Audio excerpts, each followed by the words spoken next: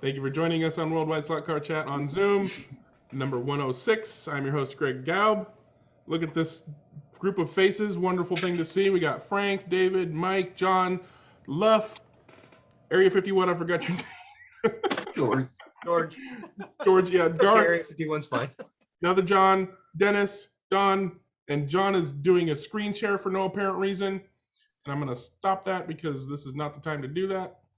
Don, John, Peter, Tony, Paul, Martin, Jeremy, Scott, Jim, Wayne, and other people. And we're going to talk about slot cars. Frank already has his hand up. I guess he's ready for show and tell. If you want to do a show and tell, raise your virtual hand, please. If you don't know where to find that, it's tap your screen, tap more, tap reactions, tap raise hand, because I don't miss those nearly as much as I miss people trying to get my attention. So let's do some show and tell. Frank, are you ready to go? Yes, I am. I picked up an unusual chassis from Carrera. It's probably really old. Maybe some of you can tell me. But anyway, this was a Carrera Dodge Daytona. The wing's gone and the front bumper wasn't on it. So I just put some screen in there for now. But what's very unusual about this car is... Yeah, I hate those. That's a Pro X chassis. The holes in the guide are what detects what car ID it is. Really? Yeah. Well, what's interesting too, if nobody's seen it before, watch the magnet. Yeah, it moves with the guide. Yeah, it moves with the guide. We guide Batman. Those are garbage. The brass chassis. That's what I figured as soon as I saw it. So that's okay. It's a collectible. Oh. Although you can look what's inside. Oh yeah. Yeah. The good news, Frank, is if you put a shaft on that blade, you could probably use it on the ice. Yeah, really. Anyway, I just thought that was a very unusual, for me anyway. I'd never seen anything like that. Obviously, some people have, but that's just unreal. But overall, the body was in decent shape. I'll probably put a brass chassis under it eventually. Yeah, there you go. I like looking body. All right. Anything else, Frank? No, that's it. Cool find. And next on my group of people is Mr. Crawley. Go ahead and do that screen share or whatever you're planning to show and tell. You need to unmute yourself. All these things I have to do. There you go. This is the slotted Alpha I got this week. Right out of the box, someone was, I think, talking about earlier, Michael was talking about his being so fast. This thing is a blaze. Really happy with it. The paint job, the decals, everything, really cool. It's an analog version. I also am looking for a digital version. So there you go. You're gonna get a duplicate car or just another car with different livery and chip in? A different livery, probably more than. Or you can chip that one easily. Yeah, I mean, a lot of chip is a simple thing to do. Yeah, the SB43A or B, whatever it is. Well, I've got the original one, or that came to me, which was the. I don't know where did it go. But you have a tech slots for your track, don't you? Yeah. Yeah. You don't need to chip it. You have to chip it. That's the first one I had. Oh yeah, the red one. Yeah. Yeah, you'll find that the newer ones handle a lot better than the early red they one. really Because they do. made some changes to the chassis and to the bodies. Yeah, And so the later ones are much better. I agree. This thing just hugs the track like nobody's business, even without magnets. Interesting, because I have like the first release Alpha that somebody did a custom livery for me, and it handles like garbage.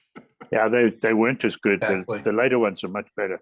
What I did with my early one is I actually put a 4-wheel drive kit into it. Oh, there you go. And well, I mean, the full size car was 4-wheel drive, so I figured that might work, and it actually makes it fun to drive. Interesting. Huh. I found that I've only got the Audi e-tron, and that one was terrible. When I tried it with 4-wheel drive, it was like 3/4 of a second slower than if I put just rear wheel drive on it. Oh yeah, I'm sure it will be. Yeah. You've got to be quite careful about how much tension's on the belt and things like that. But even so, you're always dragging that extra friction around. But just as a fun technical experiment, it's quite nice. I wouldn't ever try to race it. That's actually why I bought it, because I wanted to see how it worked and stuff. And it was pretty crude.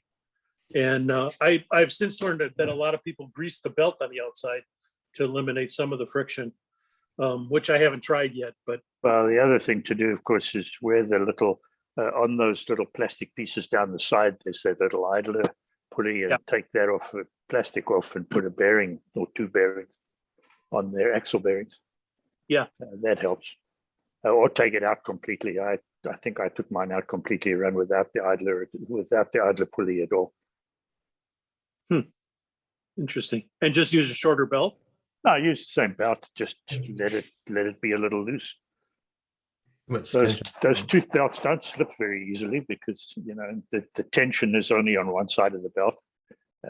So and if it hops a tooth or two now and then, it doesn't really make any difference.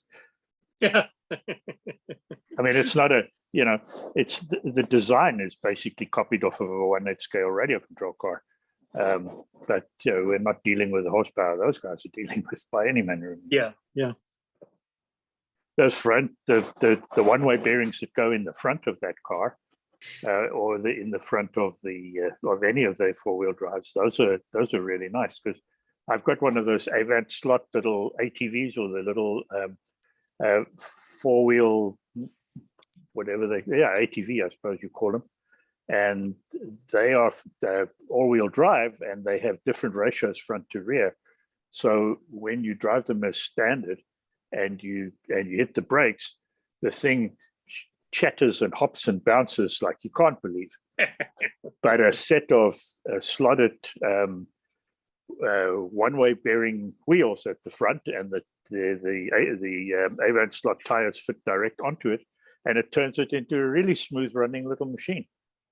And you get rid of all of that. You still have the four-wheel drive if you ever needed it, but under braking, the front wheels don't brake, so you don't have the fight between the front and the rear.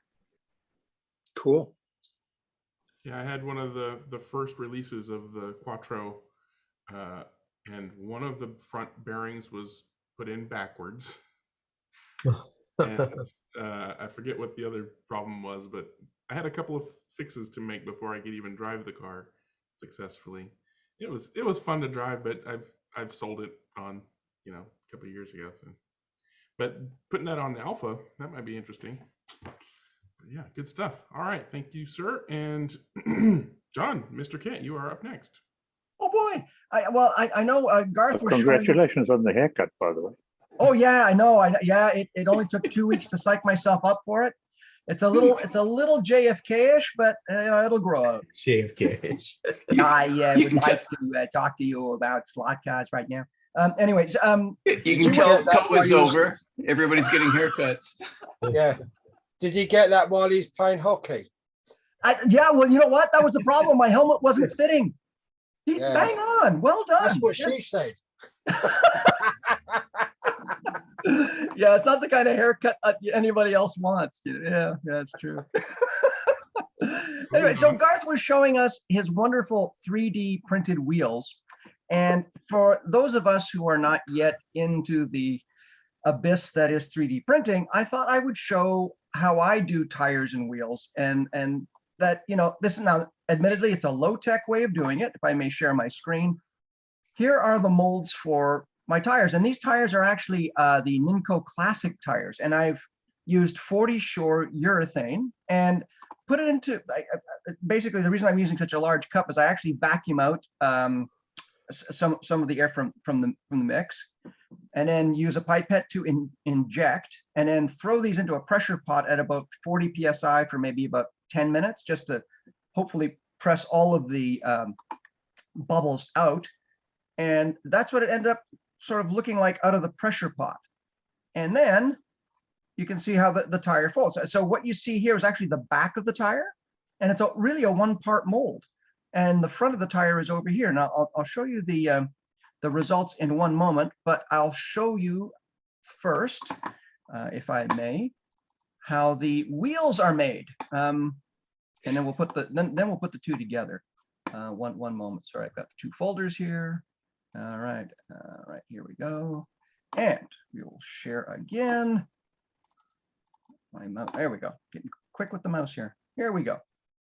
So here is here are two molds for the wheels that work with those tires, and it's a two-part mold. And I don't know if you can see here, but the only sort of the second part, all it does is basically do the rear face of the wheel.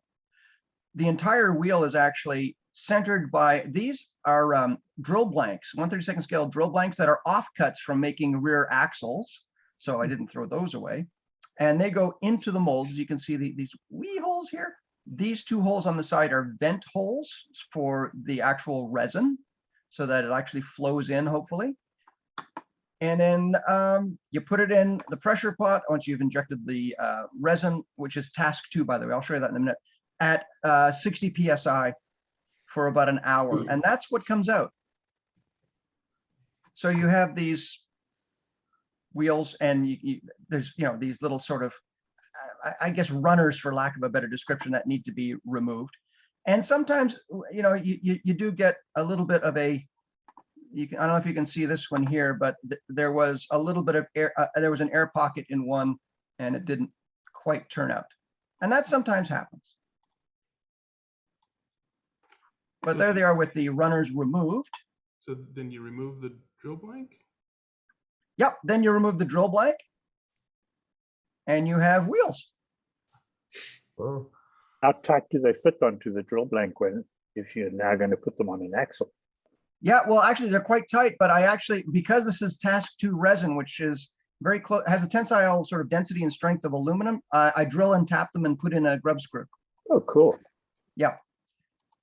So, and you can see sometimes it happens, and again, this is just luck of the draw or me being a little too rushy. Sometimes you get one that doesn't turn out, which is why I do them in large batches. And there's one of those tires on the rim. Good. What size rim is that, John? Oh gosh, good question. These are actual copies of, I used to get a lot of BWA aluminum wheels, and these are his, I think they're the scale 15-inch rims. Yeah, Like it's scale 15-inch 15x7? rim with and it looks like the big size for the insert. Yes, that's right. Yeah, 450 insert. Yeah, those are correct. nice. And I've made So that's molds. a 32002 or something like that. I think his number was. Right, that's right. And then I've made molds for the smaller ones, but since I'm building some cars that require these, I thought, what the heck? Yeah, those look really good. Yeah, and that's the way they turn out. John, Now- what do you attach your tire to the wheel with? Oh, let me go back here and I can show you. These are actually what I actually do is I drill a hole on there's enough sort of meat here on the side to drill a hole right to the center, and then tap it for a grub screw. And it's the grub screw that holds it onto the axle. I'm talking about holding the tire onto the wheel. Oh, holding the tire on the, actually, I don't do anything. It between the grippiness of the urethane on this wheel, it doesn't move. I don't put anything on it. It's fine. how long of a process is that, John? When you do all that, that's how long is the total time and all that? It looks Well, really once what takes the longest is making the molds. But so the wheels are done in about an hour because it's a very dense. I'll show you the material here. It's actually smooth. And I'm not sponsored by these guys, but this is the best product I've run across so far for wheels. And it works really, really well. But this takes a little longer to cure. So I put it in the pot, and it takes about an hour to make a set of wheels. The tires, the pot life is 30 minutes. Really, it takes about 3 hours before they really cure enough that you can pop them off and use them. And here's a set of those wheels on one of John's 356 kits. that's cool. They turn out nice. Yeah. Yeah, well, thanks you beat me to it because I had a picture of your car. Okay, well done. Gotta promote the product, John. Come on. Oh, cool. Well, and now, how have they been working for you on your track? It works good. Yeah. Oh yeah, definitely. Okay. Because they're pretty true, They aren't work they? Yeah. real well. Okay. John, are you selling those? Yeah, for sure. If anybody Are they wants on your to, website? I don't have a website. Yeah, I'm just, again, send me an email, kit9161@rogers.com. And, you know, it's a whopping $2 a wheel and, you know, $2 for the tire. It's Is that marketed under the name of Bad Year Tires? yeah, or difficult decade. Canuck. There you go. Yeah, exactly. So yeah, no, if you want to give them a try, by all means, they're really quite true. They work quite well. They're quite light.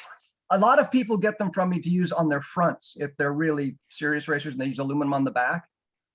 Anyway, and they're in different sizes. So, but I just thought I'd show that, you know, I'm for those of us who are 3D printer challenged, there are other ways. Does that include me? Ah, well, wait a minute. You have to And start me. using it, Paul, first.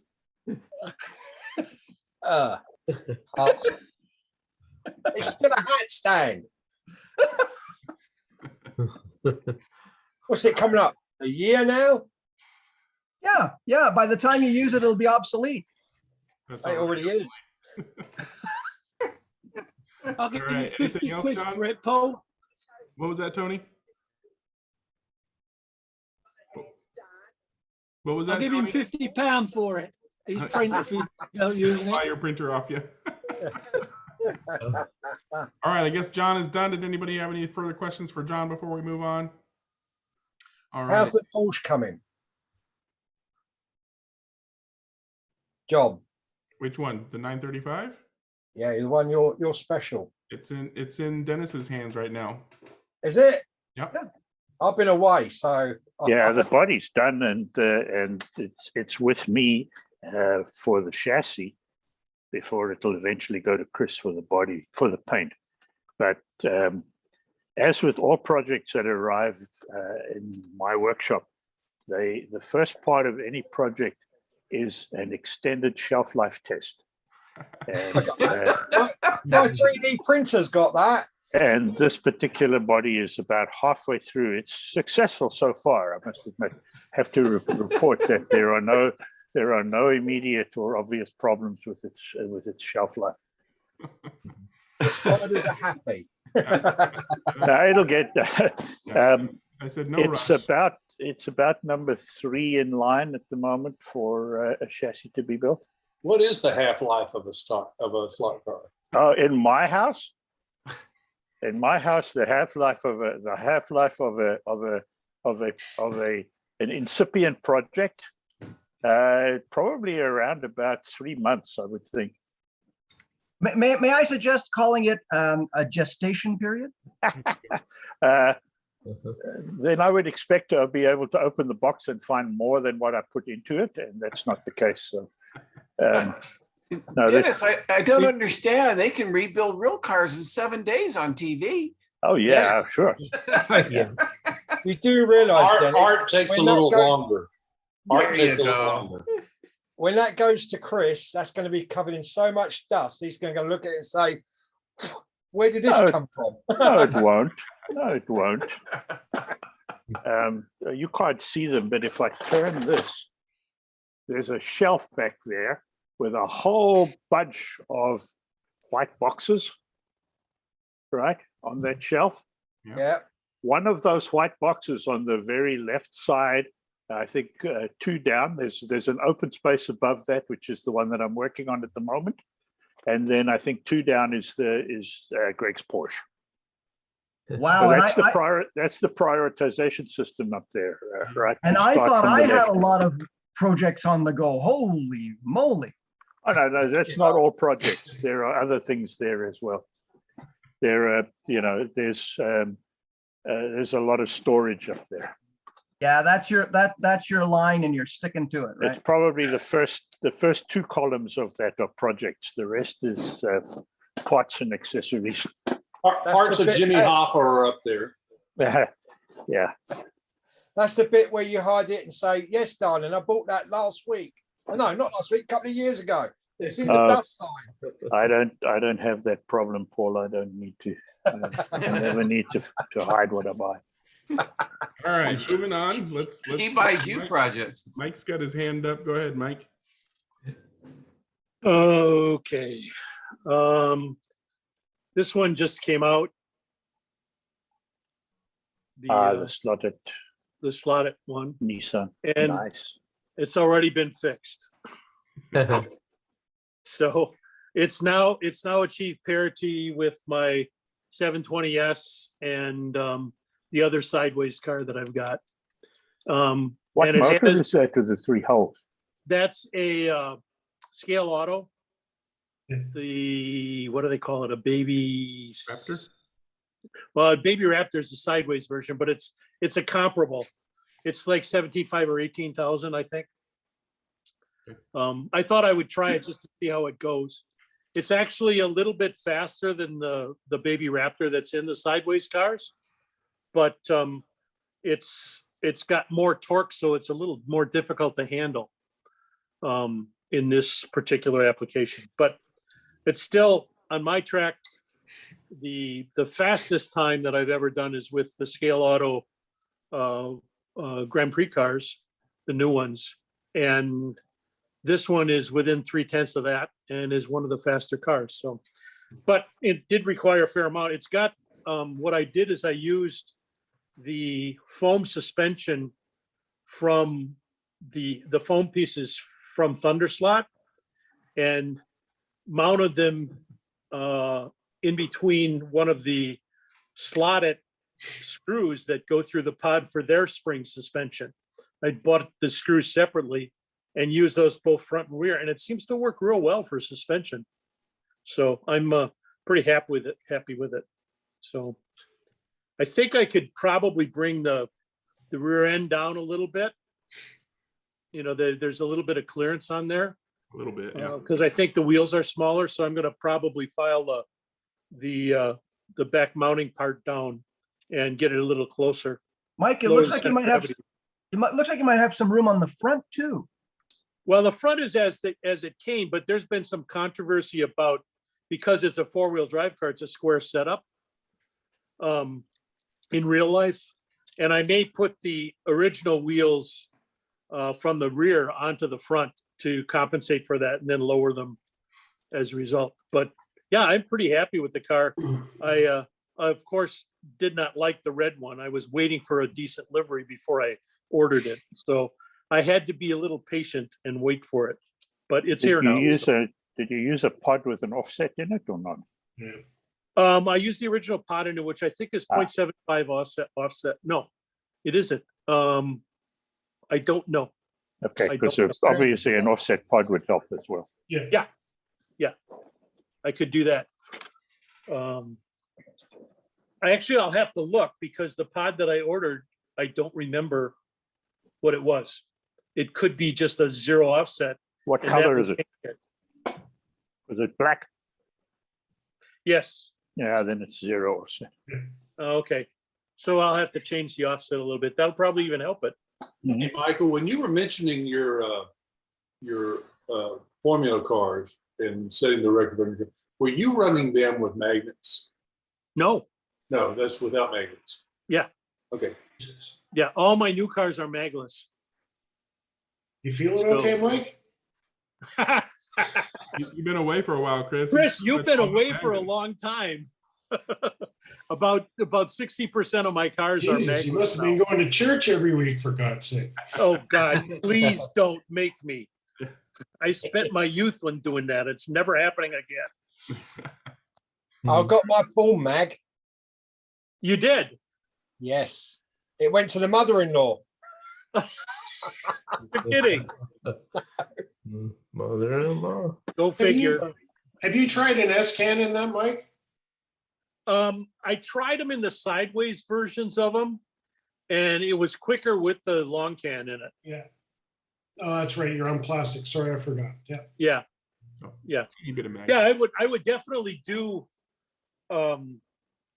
the small can motors on them, the FC130s, if I were running wood, but running plastic, it makes no sense. Yeah. So, Well, the other cool thing, I mean, if you want to, to cut the body posts and reduce the posts, the bottom sills of the body seem to be pretty much in line with that chassis plate. Yeah. So if you lower the back end, you're going to have to cut the sills level with the chassis plate. Mhm. If you just go to a 1 mil offset pod, Yeah. you're going to raise I the rear wasn't wheels. thinking about that when I ordered it, so that's what I'll do. Yeah, and you'll get a lot more magnetic downforce out of the motor that way as well. Well, that would be interesting since it is one of the quicker cars I've got. So, yeah. And the other slotted cars that I have the 1 mil offset. Although I have to be careful that I don't put it in the wrong holes and flip it over because then it drags the track. Right. So, but yeah, that'll be on the list. I ordered the kit and forgot about the offset when I ordered it. Yeah. So I'll order a new pod for it. Cool beans. All right, thanks, Mike. Sure. And Jeremy has his hand up. What you want to show and tell today, Jeremy? Hey, I made some progress on my magneting thing. So I got this designed and sent. I got a dozen of them or so. Circuit board, which eliminated all the wiring in here. So once I eliminated all the wiring, I noticed a lot of the drift problems. Like I had a computer was drifting away and numbers. So like now, if I zero it out, it stays zeroed for a while. And I'm still have to work on this base. You can see you've got 35 grams of weight on that side, 23 on this side. That's because when I originally designed this for each scale, I use these washers to if these scales are not exactly even, you get weird results. Because one scale's not touching the same amount as the other one, and it's kind of tippy like that. Yeah. So I got to figure out one more step for getting some kind of washer that's a little thicker and maybe like a neoprene that'll give and flex a little more. So anyway, this is my second version now. The wiring's done. It zeroes out. Everything's ready to go. It's just I got to figure out a better solution for evening these four scales out together. Hey, Jeremy. Yeah. That's badass, dude. I like Thanks. that. That's really cool. I'd be interested in one of those. That's really neat. It's almost like a race car scale, basically. Yeah, I'm trying to make it like a weight jacking tool Yeah. that you can kind of use. And then, if you want to put more in the back or the front, you can see it live where you're putting the weight. Jeremy, how I'll well does take it one work too. without the plate? I'm sorry, what was that? How well does it work without the plate? If you were to set Well, the car on there now, Sure. Let me see. So without the plate, let me see if I zero this out. This is a 50 gram, and each individual scale works fine. Well, I could probably tune this a little. I can adjust these weights to make it perfect, but each scale by itself works fine. It tells you over in here in 49.9, 50. So that one's almost okay. 49.9. So each one works by itself. It's just like here, if I set the exact weight of 50 grams right between the two, you see it's 25 on this side and 23 on this side. I want 25, 25. Otherwise, it's you're 3 grams off every time. It's just kind of a pain in the butt. And it all depends on how I hook it on the bottom. It's got 2 screws that you put in here. And if you tighten this screw down, this scale comes up. If you tighten that one down, it goes down that way. And just trying to find that balance has been a real pain, because like any amount of adjustment throws it off a gram or two. And I'm starting to worry that maybe it's because of the plastic. I mean, it's just PLA plastic. It may not be strong enough to keep it locked where it's supposed to be. but what You if know, you were to put a set a shim car on between that right now? the way Pardon it me? sits? How about if you were to set a car on there right now, the way it sits, as opposed to having the plate tying Well- the individual scales together? Let me see if I can pull that off here. Yeah, that plate's a red herring. It shouldn't be there. Yeah, I'm trying different things. Let me zero this out. I understand the desire to put a slot there so that you get the car in the right So place time after time. here, this scale is not touching, obviously, because you have to get over. They have a glue here that holds the wires on each one, and maybe this glue was up, half a millimeter, where this was a lower a millimeter. So getting them to touch. Now, I suppose I could move each scale out in the design to fit this wheel, but every car is different. I mean, you're gonna have cars that are narrower or wider or something like You that. could just put a plate on there that would probably take care of I had an 95% of aluminum the plate milled in just the exact size, but it runs into the same problem is that it depends on these being level, not the plate. The plate was perfectly level. No, I But- think if you went with 4 individual plates, I don't think you need to have all the weights perfectly level, because I've done the Mhm. same thing with 4 independent scales. Yeah. And got pretty good results just with the cheap scales I ordered from China. You know, you set 4 of them up, put the car on, make sure each tire, you have to make sure that the car is relatively true. You don't Right. have a wheel that's And you have that's to make sure it's in the center, you know, and it can't be left and right. It's got to be exact center if you want to know. Well, no, it you're doesn't right. matter. You can move it But- around and the scales still register the proper numbers. Mhm. And even, Yeah, even if one tire is up a bit, you will see that when you put it on your scales, you'll see the difference. And that's, I mean, this is getting back to my RC days. This is what we used to do, especially for the carpet cars. They needed to be very true, very flat, and you wanted side to side balance to be perfect. So you put it on a scale. If you had one heavy side, you made your adjustment and just kept doing that. And Yeah, using I'll look at independent little scales individual, work. like a little cup to hold each wheel or something on each scale. That was my next thought moving over into, but I figure, I mean, I got past the hardest part. Now it's just, I gotta hammer out this little. Or I just think make that the everything was plates a good. little wider. Sorry, Make what was the- that? Make the individual plates a little wider so they almost touch each other, and then Yeah. you would move the top plate. Right. I originally I had individual plates, but then when I put the car on there, the same thing happened is one wheel wouldn't be touching. And I couldn't figure out, was it the car was misaligned or was it the plates were misaligned? Because the plates still have to be the same height and same, you know, everything still has to be the same. Because if it's a millimeter or less, the plate on one side is a little bit less, then your weights You are want it off. plainer. I think you're probably right that the print is keeping the 4 plates from being properly even, and you know, the print itself, and then, you know, Yep. compression when you tighten the screw and loosen the screw is going to compress differently and stuff. And the plastic PLA like has a tendency to kind of flex a little. Like when you tighten one screw, the other side goes way wonky, and it's like, and so. it has, I forget what the word for it is, but it'll move over time too. So Oh yeah, like when it attracts moisture and so, you know, and it's gonna molecularly that change. too. But I mean, if you just have a screw that's tight enough, then the plastic will slowly give way to the screw. Yeah. Over time. Well, Just over time as it decays. Yeah. With that type of plastic, does it keep curing over time? Because most plastics do. They never really stop curing technically. It's a thermoplastic. There's no curing. Okay. It's just, if it warms up, obviously that'll be bad, but you know, don't leave it in your hot car. Should be fine. You know, one of the biggest variables in that whole thing, Jeremy, is the chassis itself. Yeah. If it's twisted, you know, you've got different size, you know, tires, or the pod's loose and it can move around and all the rest of the stuff, that can really mess you up as well. Yeah, there's a lot of variables, and it's just like I said, it's just a tool I'm trying to make cheap for people. It's not. And part of the reason for the tool is to identify whether the chassis is twisted or flexed or whether Right. one wheel is up in the air, right?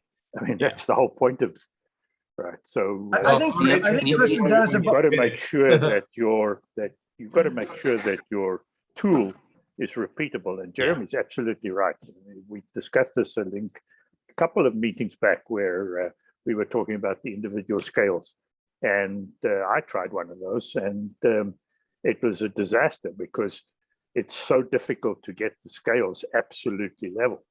And with the kind of low weights that we're working with, you know, where you're 20 grams on a tire, that, you know, if the one wheel is 10, if one scale is 5 thousandths lower than the others, you're going to get the readings change. So it's a difficult problem. But I think his Chris, adjustments are better than most adjustments because eventually you'll get to a point where you can get it dialed in. But Chris, I think you bring up a really good point. I think Jeremy's tool is more precise than the actual chassis he's measuring. Oh yeah. But That's you're the not trying purpose to of the measure the tool. chassis. Eventually, you're trying to affect the performance of the car, and the chassis doesn't touch the track, but tires do. Yep. So you want to make sure that the wheels, as they are mounted in the chassis, are giving you the right interface with the track.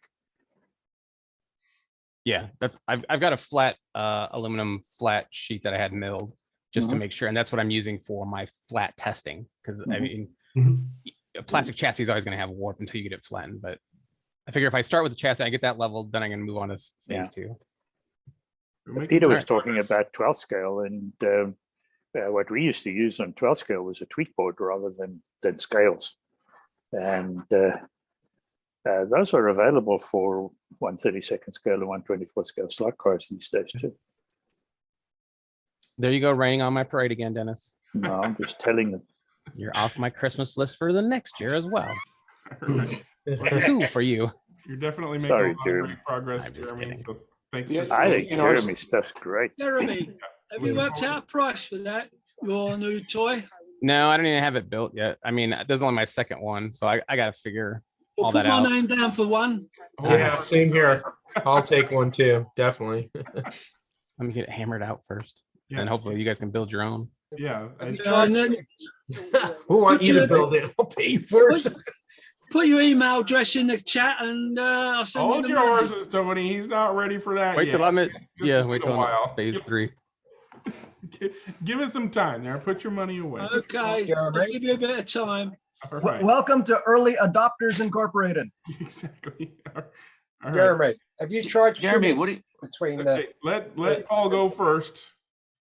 Have you tried shimming between where the actual screw goes between the two? Yeah, I've tried different rubber spacers to lift and lower. And then what I was doing is I was tightening from the top here. I would tighten the screw down and it would compress more or less. I was trying to get that. I did it with individual 4 scales as well. It's just there's a lot of complication in getting all 4 exactly. I gotta knock that out somehow. I can't. You know where your arms go out and your 2 Yeah. screws go through. What does that actually connect to? This connects, these 4 scales connect to the base plate. So would The you whole- be able to put a shim between the scale and the base? Would it stop it from? Would it lift it and lower it? Well, it would, but it wouldn't really help any because I can already move the pitch up and down by tightening one of these 2 screws. Like I said, you tighten this one in the back, it goes that way. You tighten the one in the front, it goes downward. So I've already got it where I can pitch it. It's just getting all 4 exactly pitched the same and have no movement. That's the problem.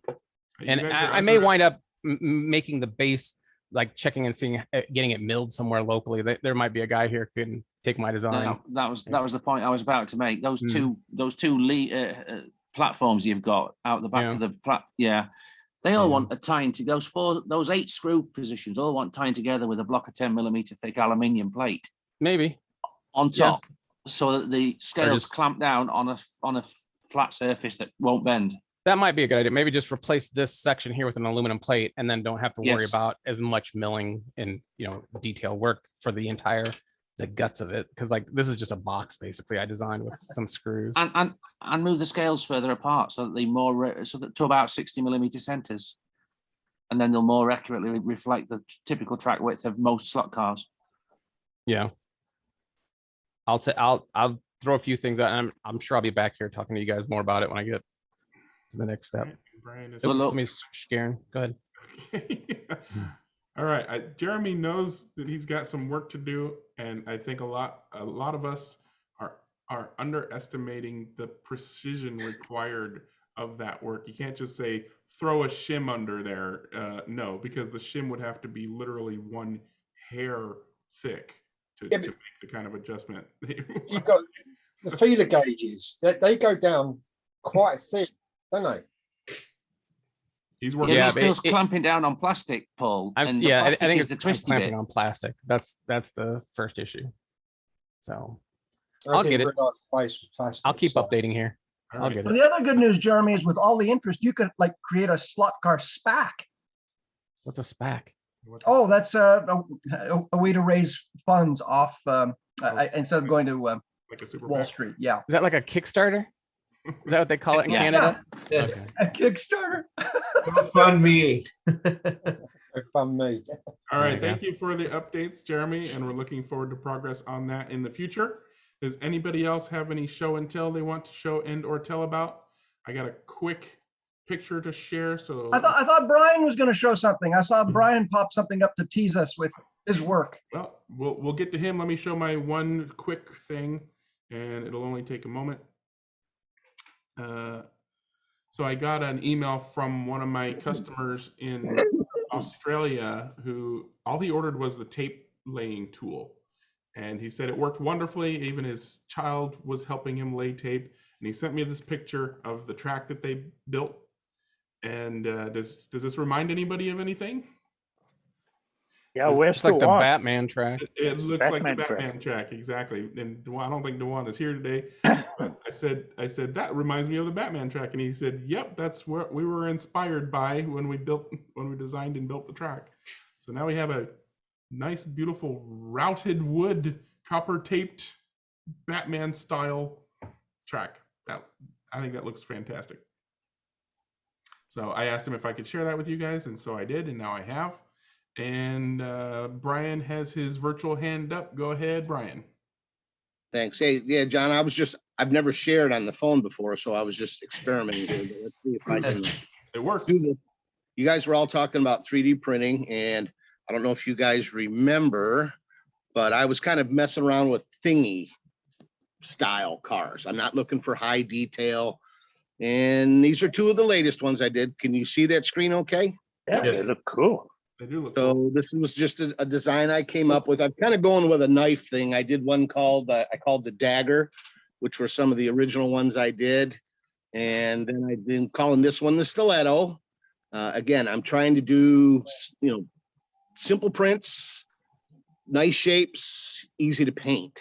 And this is kind of the latest one I've came up with. I think I'm going to add some more embellishments to this, but this is what the car, I guess I got to get out of here to What do the bottoms look like? I'll show you here in a sec. Let me see if I can. Sorry to interrupt, Brian. Are those painted or are those different colored resins that you put on it? That is paint. Painted. I was going to say that if you really want to do something for Michael, you could call it the blunt instrument. Oh, there's the back, yeah. Very Chaparral-esque on that backside. Yeah, now this is just something I drew myself. I did it up in Tinkercad. I'm messing up here, guys. No, it looks great. No, I mean trying to share, I'm messing up. On the phone, I got to kind of have to go one picture at a time. And there's a little more of a close-up of the side. Oh yeah. And Now, are those the wheels that you've printed as well? the front one is, the back one is not. Let's see here. I see the one in the background too, the red one. That was the first one I did. Yeah, Here, let me that's cool looking too. Let me try something here. This might be easier than trying to share these. Those all. would make great club racers. Oh, there's the red one. Oop, that's my ugly mug. So that's the red one you were just talking about. That was the first one I did. I like that one. That's Yeah, cool. that was the one I called the Dagger. Racerx. Yeah, kind of, and very similar. You see, I keep the. Yeah, there's a lot of the original 60s thingies in that one. Mhm. Yeah, it's very Shinoda-ish, isn't it? Yeah, it's like the Lancer Hornet. Yeah, and now this is the chassis I'm using that's underneath those. Yes, that's a 25K Predator. Just something I did. I just wanted something a little more elegant than just a flat plate.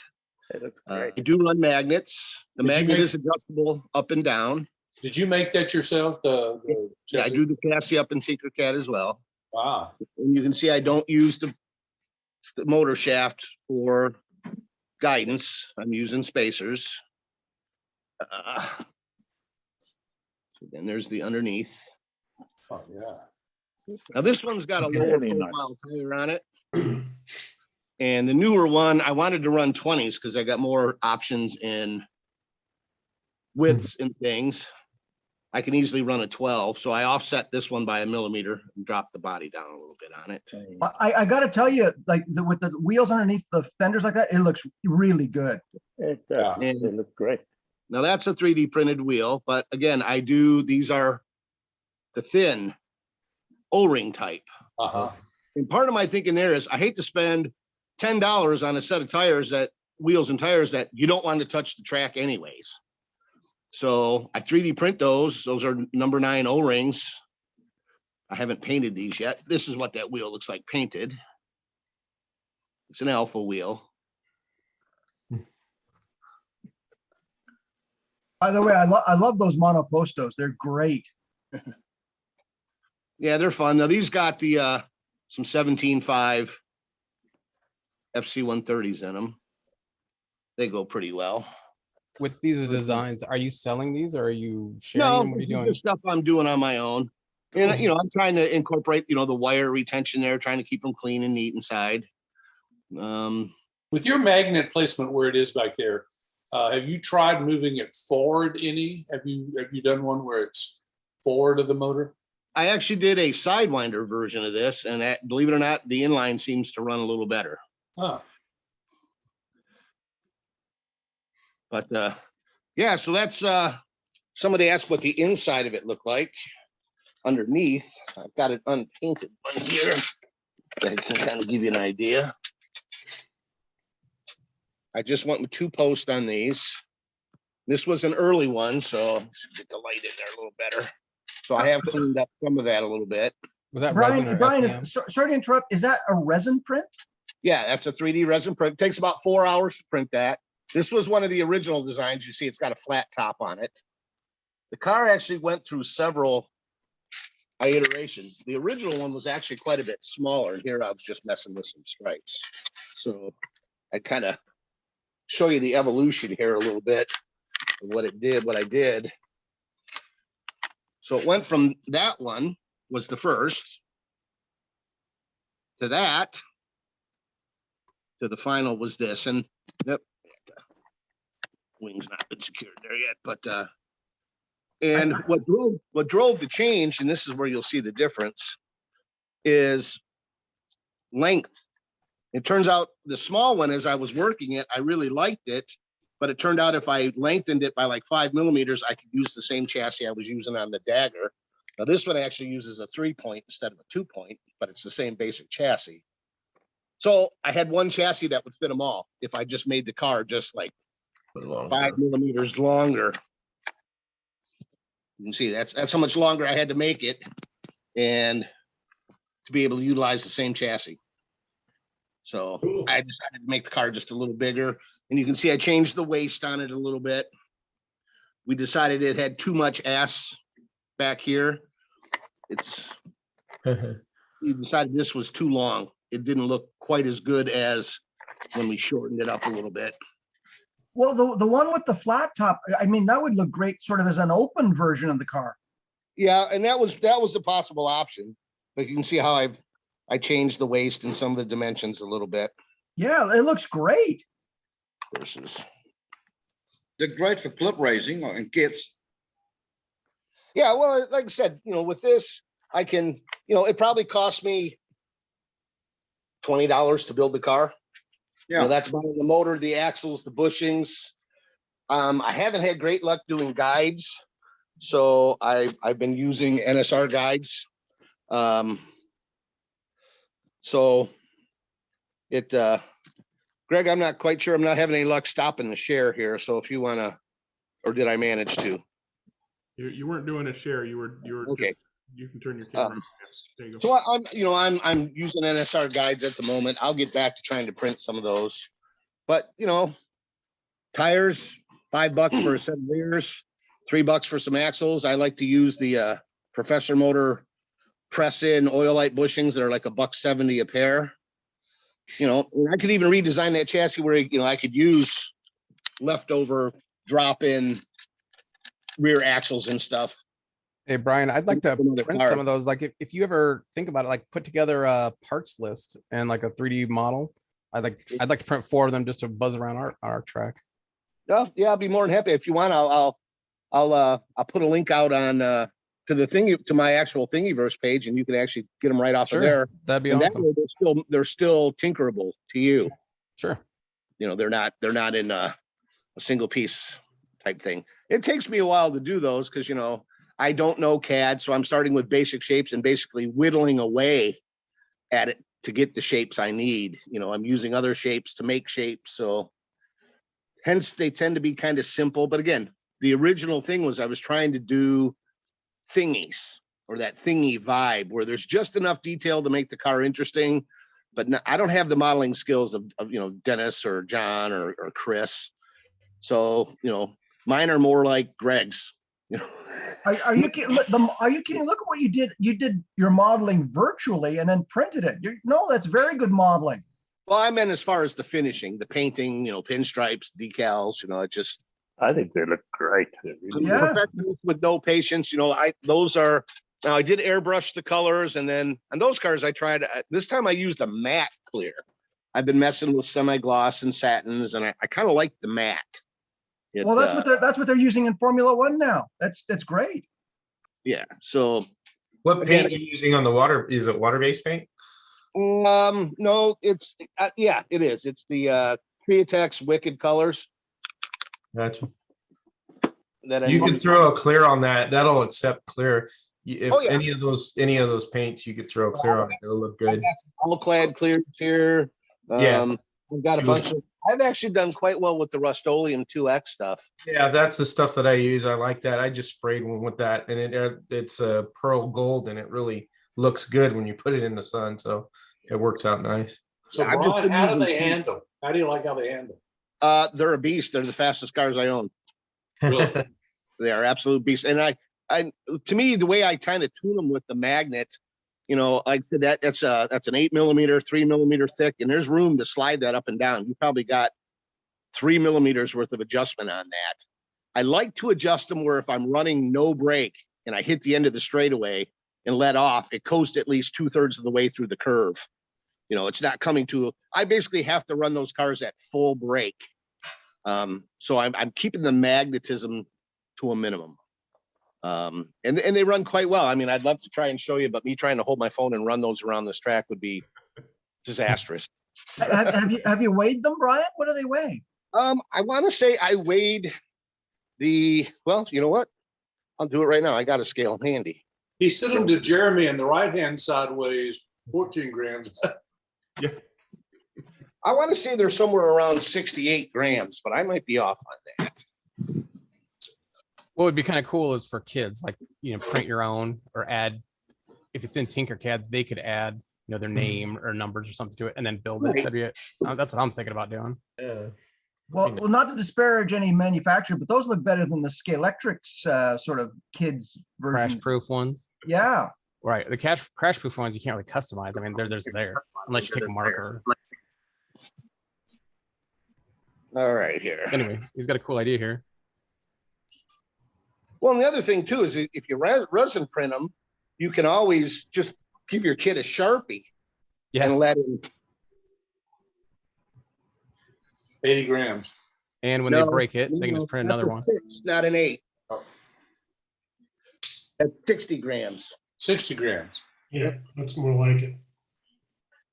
So it don't weigh much. Wow, did you say you said 60 grams? That's pretty light. Yeah, especially with a 25,000 RPM Predator in it. So you can imagine how good it goes. And that's a 1/32. Correct. Now the thing is, I run them at 12.5 volts, and you know, so they're fast, but they're not like the Mike and Greg show that we had a couple weeks ago. They would be with the right finger behind them. Ouch. Shots fired. Are you gonna try to drive it, Brian? Emotional damage. Yeah. Oh wow, that looks cool. Yeah, it's hard trying to drive looking at a phone screen, but yeah. Been very pleased with the performance. So Good stuff. Anybody get? So I see 3 hands up. Are you guys just ready for Club Corner? Or did you have some questions for Brian? I got a question. Well, actually, not a question. You guys see what this is? Yeah. Lexan body. No, it's not. It's a cover for a car. That's right. Turn it into a Lexan body. I actually thought about doing that, cutting it out and making a Lexan body out of it. But it was just funny. Just, it's just a thingy, and it just happened to be there. And I went, oh, that looks almost completely not unlike a car. I've seen people turn those into Lexan body cars. Yeah, it might be fun to do. Yeah. All right, I guess we are ready to move on. Well, go ahead, Chris. I'm not sure if I have rebuilt another car that I may have shown previously, but I built this for another guy. So if you've seen this before, let me know. It's a copy of one that I've already done. Oh, cool. This is a 1/25th scale model kit of a Lotus 56, painted and detailed to look like Graham's 1968 Indianapolis car. Now, Chris, if I may interrupt, the one you built previously had Cox wheels on it, didn't it? Well, it did, and they were Cox Lotus 40. I managed to get some resin inserts that fit in the Rusket wheels that are Lotus 40 inserts. Originally, I wanted to use the Cox Lotus 40 wheels because they were the proper shape and design and everything, but they were for the Lotus 3040 Cox sports car, and they were a little bit narrow for the 56. So, and then painting Mr. Hill. I may have. Now you did the mustache too. Yeah, okay. You guys have already seen it. I can see it from a distance. It looks good. That's pretty cool. And then the chassis, I'm sure I have, actually, John, this one, I built, the new one's the same chassis. This one, actually, having looked at it, this was the first one I did, which had the Cox Lotus 40 wheels on. Yep, that's the one I remember. Yeah. So your new chassis has a different composition, or? No, the main construction of it, it's an 063 single rail chassis with a floating pan section on it. The only real difference in the new one is the wider rigging repro wheels, or Rusket sort of repro wheels. Looks really nice. See, for you, Chris, that's an easy chassis. For us, it's like a bit.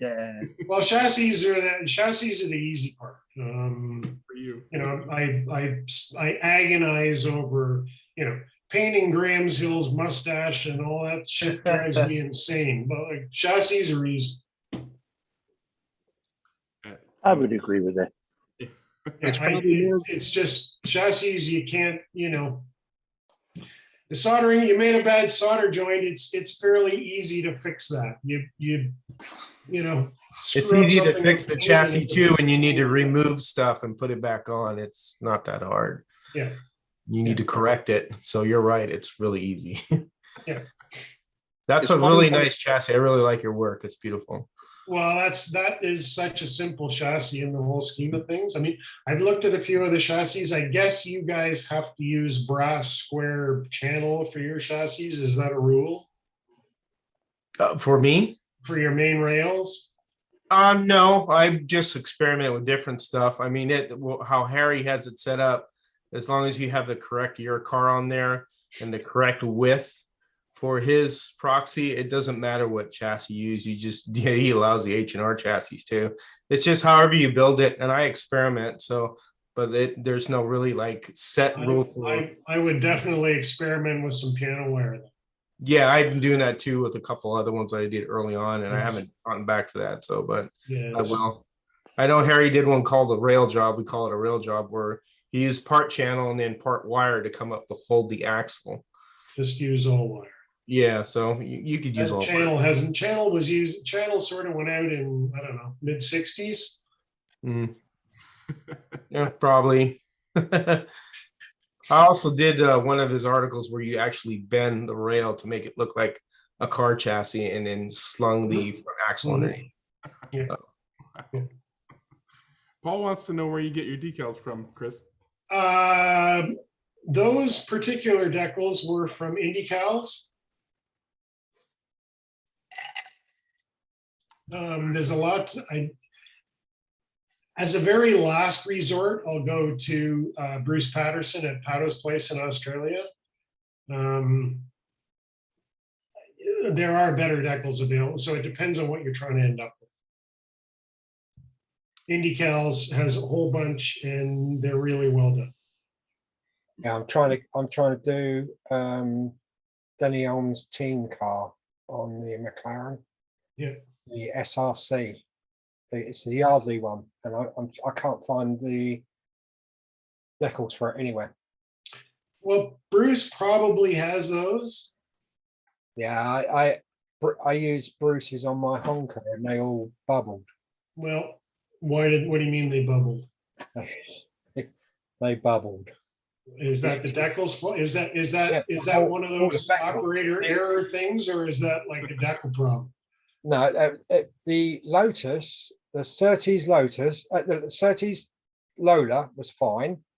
The Honker, as soon as I put all the side decals on it, they just bubbled. They did not like, whether it was a reaction with the fiberglass or the paint was reacting with the fiberglass, causing gassing.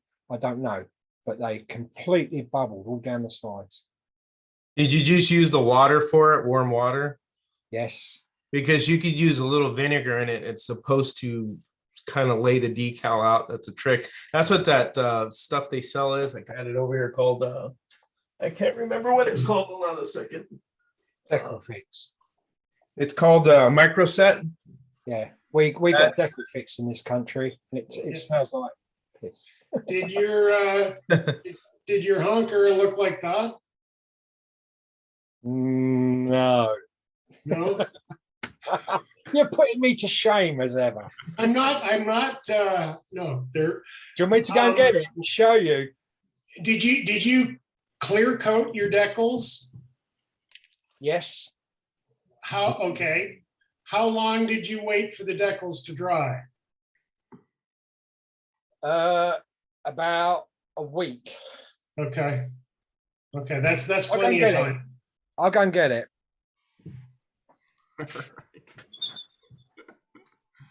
Jim, did you have a show and tell? Or are you ready for Club Corner? No, I just had, I have a Club Corner later on, but I just wanted to share this real quick. This is being broadcast live right now, the Wing Car Worlds from Southern California. So if anybody's interested in that kind of thing, cars that you can't see in videos, it's being broadcast live all this week. And that's the link that we shared a couple weeks ago, right? I don't recall. Can you reshare that link? I was going to say, go ahead and drop a link in. It's on the Piranha page on Facebook. And yeah, it's a Twitch TV stream.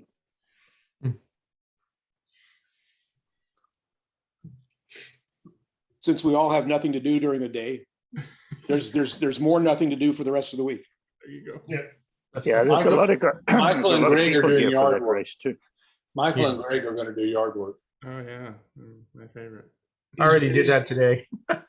You should do like me. When they were redoing our house, I had to put in AstroTurf in the backyard. You know, seriously, my dog is tearing up the backyard with playing fetch, and that has crossed my mind to put. It's so easy to take care of. You don't have to water it. You just hose it down to get rid of all the dog stuff, and there you go. Well, Greg, a little suggestion: take the cleats off. When the dog throws the ball for you, you won't tear up the lawn chasing after it so bad. Thank you. Is Wayne on here? He was earlier. Still there, Wayne? Yeah, I'm here. After last week, Wayne, I found my calculator, and using the numbers you gave me, I did a quick calculation on those numbers. Oh, good. Thank you. So real quickly, while we're waiting, Wayne said he was using in the Disca Enduro, they were doing 32 kilometers an hour with his car, which was powered by a 23K motor, and it was geared 2-to-1. So it was working back to find RPMs. So pretty simply, if you divide 32 kilometers an hour by 60, you get 0.5333 kilometers in a minute, which is 533.3 meters. If you divide that by the 65 millimeter circumference of what we said the tire was, that's 8,200 times 2 for a 2-to-1 ratio. So your motor was spinning at 16,400 RPMs. Someone should create a calculator and share that. Spreadsheet, for example, might do it easily, or an online tool. But yeah, 16.4 from a 23k motor doing top speed. Yeah, I'm a little, I mean, 32 kilometers an hour works out to about 26, 27 feet per second. For a 30-second scale plastic slot car, I'm a little leery of that. I think that's a little on the high side, to be honest with you. I may be wrong. But certainly it shows how much is lost because of the weight of the car and frictional losses. So you're probably losing somewhere around 30% of a stated free running RPM by the time the car actually gets on the track and stuff like that. Yeah. It's the difference between what your rolling road can tell you that your car is capable of versus what it actually does. Right. And I can't comment on the accuracy of the radar gun that was taking the speeds. You can only trust Hot Wheels radar gun, right? Yeah, it was. Yeah, I mean, you know, certainly, you know, they're not accurate. I mean, I've had a few instances arguing against policemen with radar guns, and they go, well, you know, it's not, it's close. Yeah, and when they have their air conditioning on, it does change. That's right. Yeah. Just ask them to see the calibration and verification authenticate. Yeah, well, that's paperwork. All right. I've seen one of those on that one. calibrated on the road. I had a friend that was a cop, and what you would do is the one that he had, you would hit a ring or something, it would hum, and he would point at it, and I think whatever the sound was, would calibrate it. Well, there's lots of things on the internet about guys pointing, you know, radar guns, and they have like 10 kilometer an hour trees beside the road. So, those are awfully slow trees. Slow trees. Yeah. All right, Paul, did you get your car? Yeah. Right, Chris. That is the Lola. They turned out beautiful. Okay. That's good looking. Yeah. Good looking. Are those paddles? It's a bit battle worn. It did have a front spoiler on it. There's a smash in the light. That light, it's all smashed up. It took a right old beating. Are those paddles? There's this pile of shit. So whose decals were the Lola? Patters. Okay. And you can see, I don't know if you can see it properly.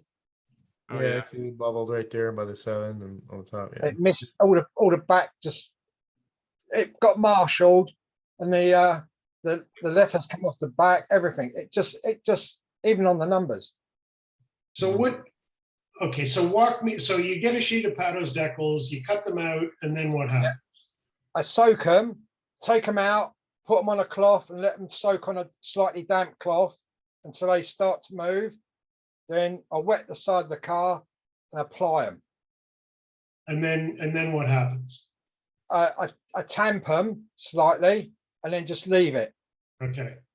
I do one side at a time. I never take my decal. I take my decals right off of the backing and have for 50 years and put them straight on the car. Don't let them sit on the top. I always use a little bit of micro set on the body itself first. And then once the decals are on, press them with a Kleenex. And I've the only time I've had issues like that is when I have not let them dry sufficiently, and then I put clear coat on top of them. Well, that's the first time I've ever since I've been building Airfix kits, that's the first time I've ever had a set of decals go like that. Yeah. I do a step in between. Only on that car. Hey, Paul, all that micro set is just get a little vinegar in the water. That's all. Yeah. I do a step after that. You don't have any there. We have decal fix.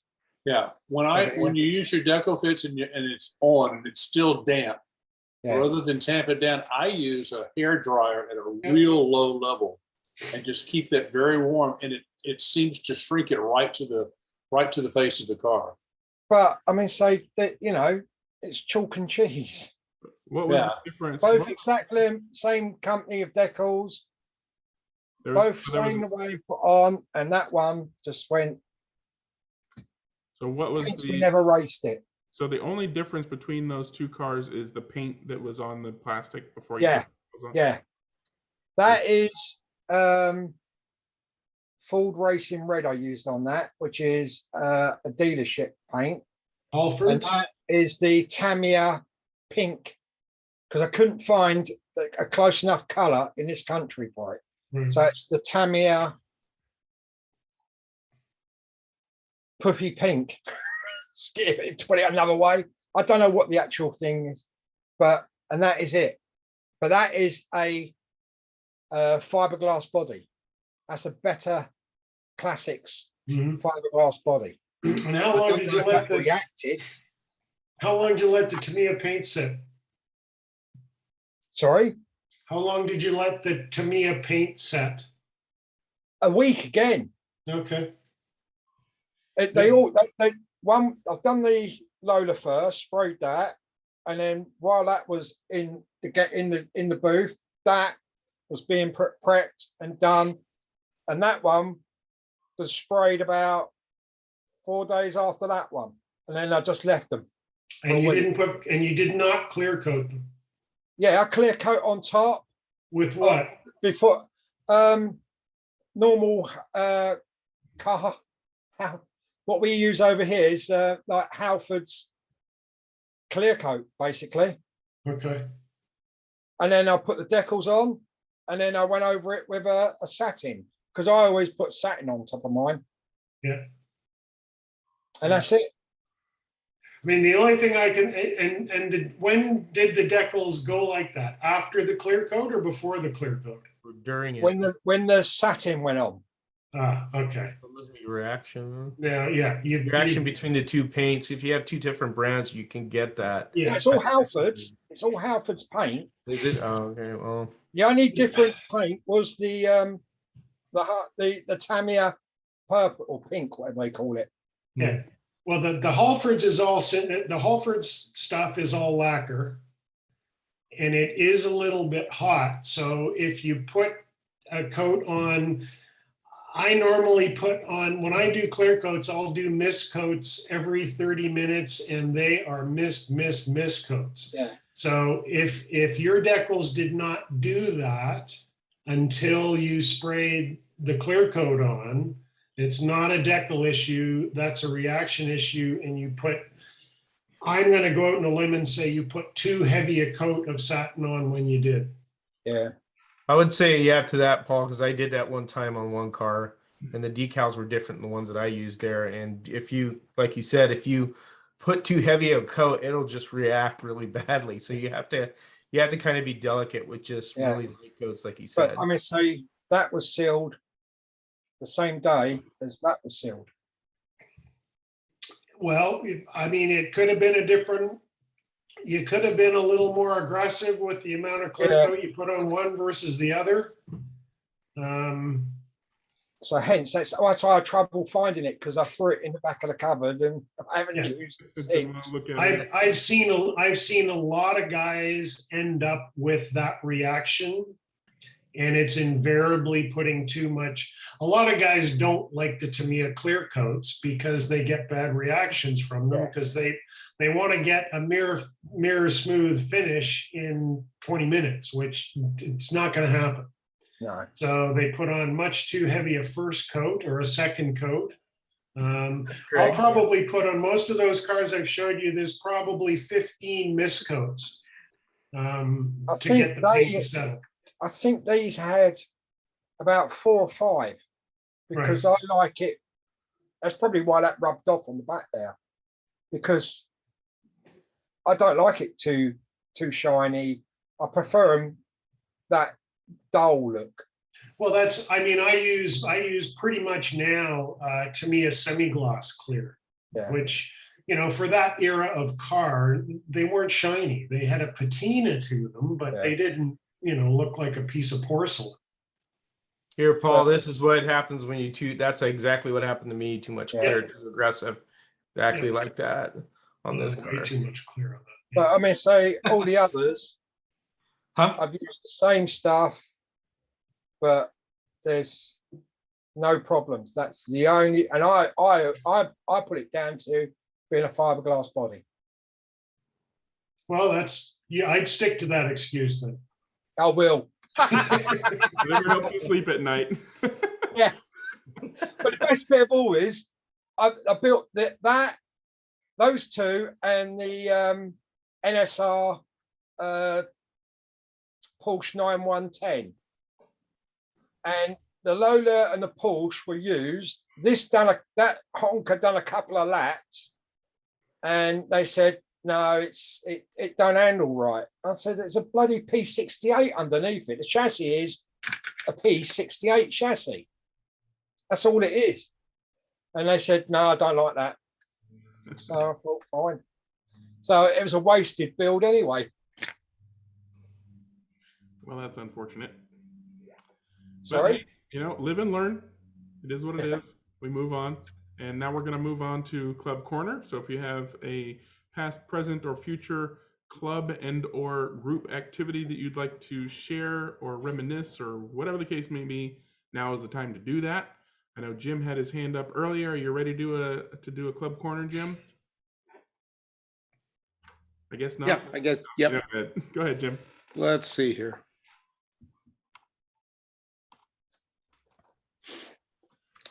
So we, along with everything else I've done, racing, videos, eBay sales, I've become a race promoter, and I've talked about this a couple times.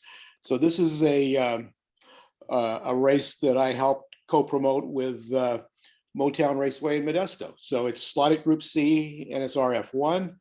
We ran on a track called the Corkscrew, which if you're from Southern California, you may remember. This was built by the late Bonnie Olrin. We ran the inner 6 lanes. So it was a 6-lane track. Ever since I went down to Electric Dreams, I'd like to live here because this track is great, but we do have a track that's somewhat similar. It's about the same lap length as the Electric Dreams track. So a friend of mine suggested we approach Motown Raceway and see if they'd let us race there, and they did. They were very, very, very helpful in getting this going. The 2 classes we ran were slotted Group C and NSR F1. And those are 2 classes that are common in Northern California. The Sacramento and the Bay Area groups have different rules for a lot of things, but these 2 rules are pretty common. A minute ago, somebody was talking about IndyCals. This isn't IndyCals. I am not a modeler by any means, but I'm very happy with this car. This used to be a Jägermeister NSR car. I stripped the paint, painted it in camel yellow, which looks much better than the NSR version. And Dennis, I forget the brand name of the helmets, but I've got the Senna helmet in there. I don't know if this is the exact correct helmet for this particular livery, but it's still a Senna helmet. Excuse me, Interlagos miniatures. Interlagos, these are, I think they're a little pricey at $13, but they're well worth the money because they just really make the car look good. That's actually the Senna. That's the Senna McLaren helmet, not the Senna Lotus helmet. Not that it makes a big difference. Yeah, like I said, it's not the correct helmet, but it is a Senna helmet, so it works for me. And like I said, I think this looks much better. Not that the overall modeling skills that I have, but the color on this, which is to me a camel yellow, looks much better than just the bright yellow that NSR has. Well, the Tamiya Camel Yellow was made for their Tamiya Camel Formula kit, so yeah, it's about as close as you're going to get. Yeah, so like I said, to me it looks much better than the NSR bright yellow, so I'm happy with it. We are now allowing we are now allowing scale auto cars in our NSR class, and they're pretty similar. I think the chassis is a little stiffer. The only significant difference that I've noticed is the guide lead is about 5 or 6 millimeters longer. They're similar speeds. I just from driving the two. I think the Scale Auto might be a hair faster speed, motor speed wise. But the tires didn't work on this track. The Scale Auto tires are really good tires, but they're non-air wheels, and they didn't work very well on this track. When I took the NSR wheel tire set and put it on the Scale Auto car was right in there, very competitive. I loaned one to one of the local guys, and he qualified 5th with the car. So I think if the big factor in any slot car race being rear tires, if you put equal rear tires on both of these cars, they're pretty much the same. Mm-hmm. And you can see the weighting I've got there. Can you see the cursor? I'm not sure. Yep. So I put tungsten on this one. I just got standard lead on this one. This is my backup car, a different car from the Lotus that I showed a minute ago. So here's our grid for Group C. We had 17 entries, which was well beyond my wildest expectations. We had 4 from Southern California. We had Lance, who is on our chat quite a bit, from Hawaii. He happened to be in the area and he showed up. And then we had racers from Sacramento and from the Bay Area. So it's a huge, in my opinion, success. We had 15 in F1, and we've got people like Dennis recommended Herman James to me. I'm building cars for him for the next race. So we're going to have I think a really good nucleus of a core group to start racing these at Motown in Modesto. And it looks a little, well, here's the results. We did qualify, which we don't normally do in Northern California, hardly ever. So we did qualifying. And then here's the race results from Group C. In Formula One, pretty much the same. For whatever reason, and I didn't have much, if any, extra practice than anybody else, but my car just hooked up like you wouldn't believe. And so that was actually a pretty easy race. And there's the F1 results. Yeah, So if you look because at that F1 qualifying again, you'll see Jim's like 0.3 of a second better than second place. Everybody, and from second to 8th, there's another 0.3. everybody in here was fairly competitive. This is the guy that I loaned, one of the local guys I loaned the Scale Auto car to. So he was right in there. But one of the problems we had on this track was the bite was so much higher than anybody was ever used to. Track was cleaned, but some of the residue from the spray glue didn't get all off. The track was really bitey, and it created problems. At the next race, he's prepared to, like I said, he's been very helpful. So he's going to strip it and clean it twice. We'll try to get it better. But my car did not have a problem with the spray glue. I could push my car really hard, and everybody else was coming out nose first. And with limited practice, there's some things we could do for that, but with limited practice, it was just hard, and my car just happened to work. So that's the results.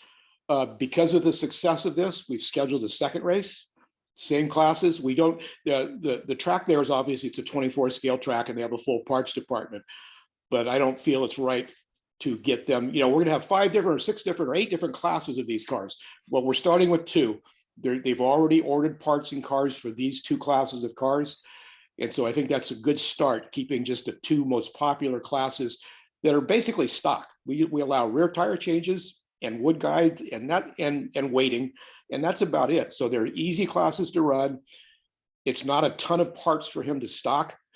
And so I think going forward, it's going to be a big success for not only us being able to race there, as well as for him from getting people in and financially and making money, because that's what he's there for. So it's been a win-win for both of us. So really excited about that. And like I said, huge success in my opinion, and we'll see more. I haven't set the date for July yet, but it looks like we'll have a race in July as well. And then we'll go right into the slotted Group C Nationals at Electric Dreams. And so there's a method in all this, some of the reasons for the classes as well as other things. So anyway, that's it for last week. A lot of work, but it was well worth it. Any tire width restrictions on the rear of the F1 cars? No. No. Well, technically, yes. Technically, they're supposed to be the same size as stock. You can't make them. I mean, if you have glue residue, I mean, even if he cleans it twice, you probably have a little. I mean, it's pretty tough to get a commercial track that's had spray glue on it for 20 years back to slippery. So if there was no width restrictions, going to a narrower tire might be something Well, worth that's the trying. thing we're going to try. I think my particular car, my Group C car was good, but it was very tippy and hard to drive. But we're used to putting a lot of weight in the center just to get the rear end planted. I think taking the weight out of the center, putting it, so we don't need traction. We just need the car to work. So getting that weight off the pod, putting it out on the pans, and probably putting a couple of grams on the nose. So I've got 0 weight on my nose. So we're hopefully that it will get less bitey. It may not be perfect like Electric Dreams is because it's never had spray glue, but it will get less bitey and a little bit easier, and then we'll just have to work through it. Maybe go back to like an N22. Rick Jocham ran N22 tires on his car, and his car seemed pretty good. So it's just experimenting and finding out what to do there, because we don't want that to let it be the big thing that people's quit coming because there's too much bite. We'll be able to work through it, but it wasn't like the cars didn't work, but they were a challenge. And so in the future, I think it'll get easier and better as we learn how to tune to the track. Yeah, we used to run lots of the 32nd scale cars on Ernie's wood tracks, and after it's bite. You could run plywood tires if you wanted to with the amount of bite on the track. It was we could, the way this track was, we could probably run the stock tires that came on the slotted Group C cars. Well, as soon as the glue gets on them, or you hit a glue wall, there's more bite. The cars don't do anything; they just tip out.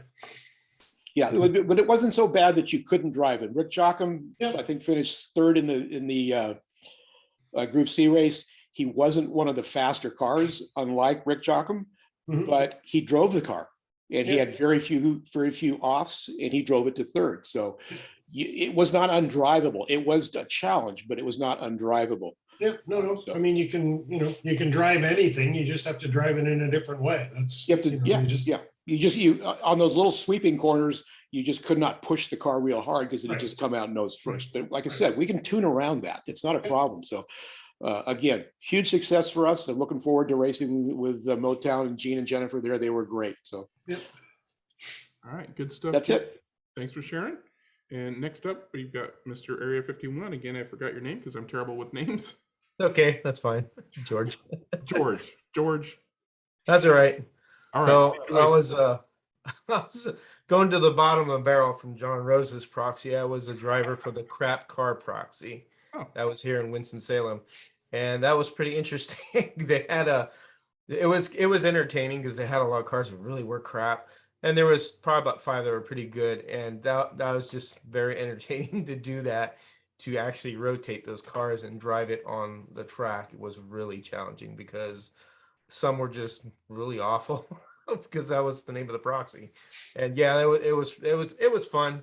Just and it made me appreciate my cars more, so but that was pretty interesting to do that. So I thought I'd share that part right there. So was that basically a one-man proxy? So like as a host, you drive each car around your track? Well, no, well, Rob Fowler is the one that owns the track. Rob Fowler is Modern Cars. Okay. So he's the one that has, Rob Fowler owns a lot of dealerships here in Winston-Salem. So he has another shop, and he has 2 tracks above the shop. One is called Suzuka, and then there's the other one they were going to run on. I forget the name of that one. And we ended up running on Suzuka because something was wrong with the timing system on the other one. And no, we had a bunch of guys that were there. We show up every Tuesday. Every Tuesday they go in there and they race, but it wasn't just one person. So it was pretty interesting doing that. I thought that was fun. Even, the name of it was pretty much it, Crap Cars. So. That sounds like the slot car equivalent of dating, because you got to know what bad is to appreciate good. Exactly. I think you find in a lot of proxies that there's a big discrepancy between the top half dozen cars and the bottom half dozen cars. I was going to ask, is that the first time you've been a driver for a proxy? Yeah, because I never really had the time to do it. Now I do. I mean, I've sent the cars into Harry, my scratch built cars. That's basically it, but never really. I mean, and tune the cars for my track. When I do videos, I tune them for my track because every track is different. I always emphasize that the conditions of your track are what you tune the car for. So, I mean, what I may do may not work for one guy, but my videos are to kind of encourage people. You could do it too. You just got to get in there and start doing this and fix it, make it work. So, but yeah, it was interesting. I enjoyed it. Yeah, I mean, as Chris points out, that's pretty much standard for any proxy, regardless of the level or type of car.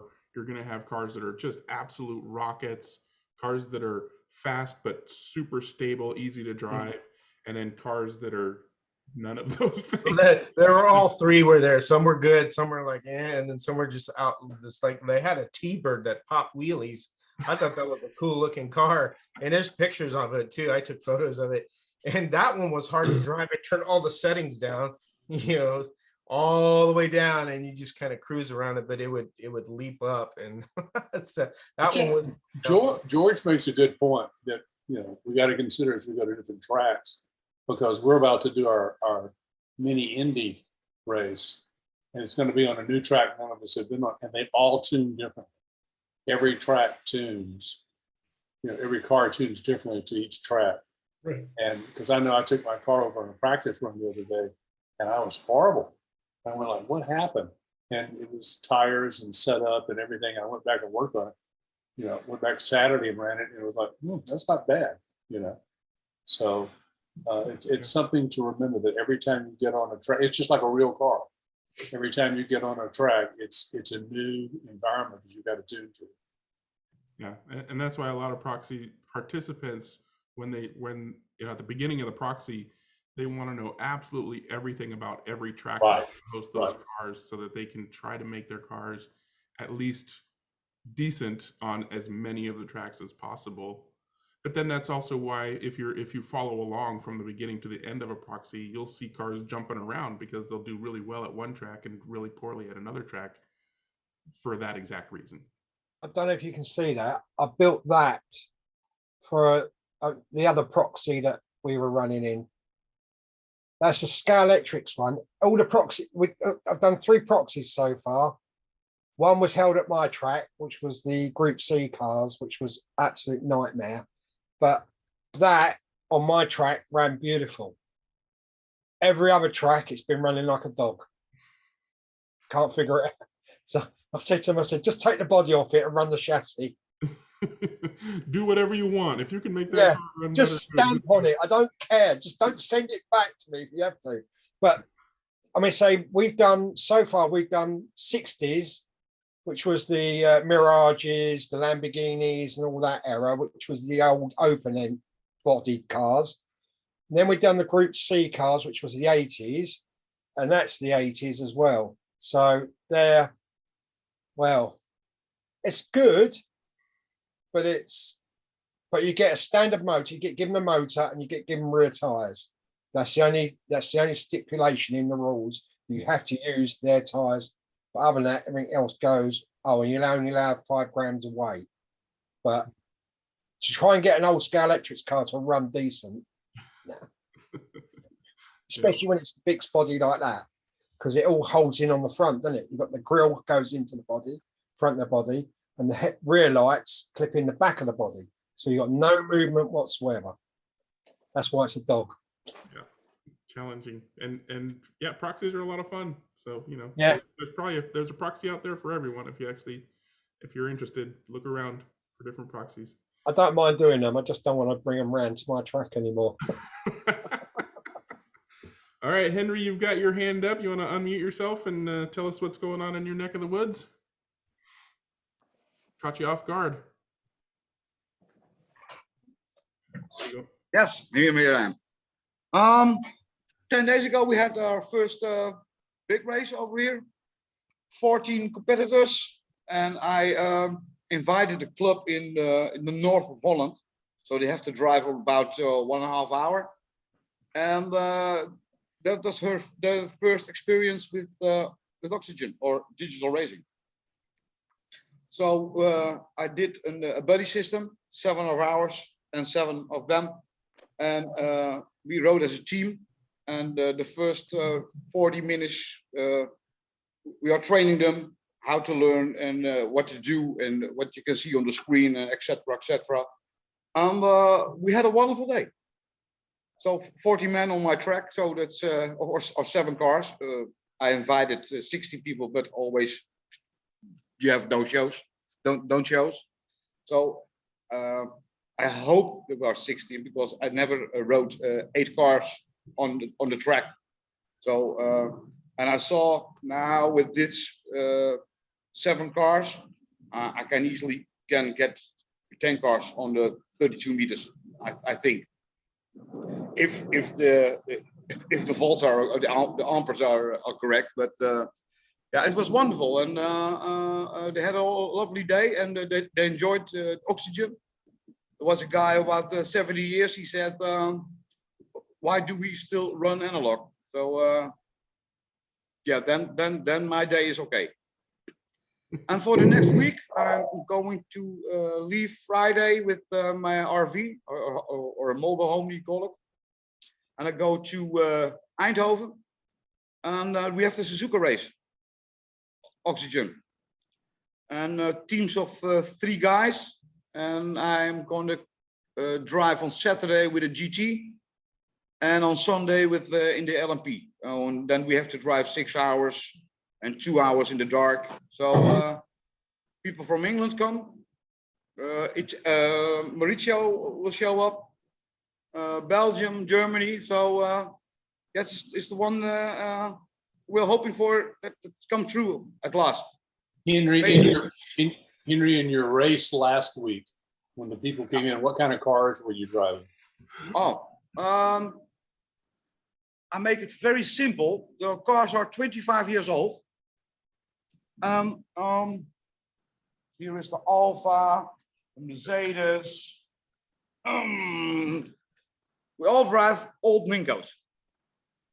Because when you drive oxygen, you can avoid collisions, and those cars are pretty tough. They're all Oliver beneath it, because you only need the hood. You change everything, of course. And this is the Mercedes, and you have a Calibra, and you can pay them if you want, of course. And this is the Alfa, and then I have another one in the DTM series, is an Audi. So we made as a group about 14, 15 cars in different colors, and they drive very, very well. Yeah, with very solid cars, so even your kids can ride them, and they're fast.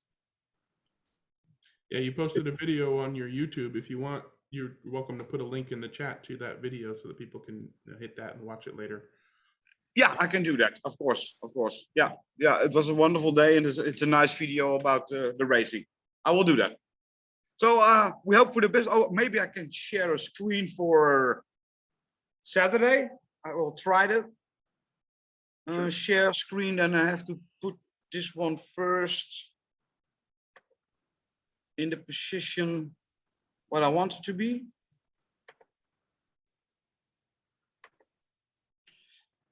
Can you see something? Yep, Henry has started screen sharing. There we go. So we see your figurine with the helmet. Yep.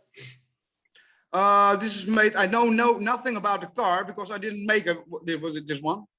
How do I do this in the minus, the plus, the plus, the plus? Enter the next one. Yes, it's the helmet.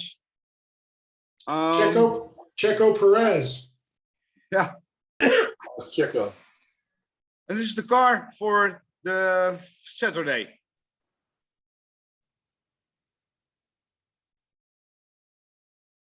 Could you see him? Yep. Yep. What's underneath the body shell there then, Henry?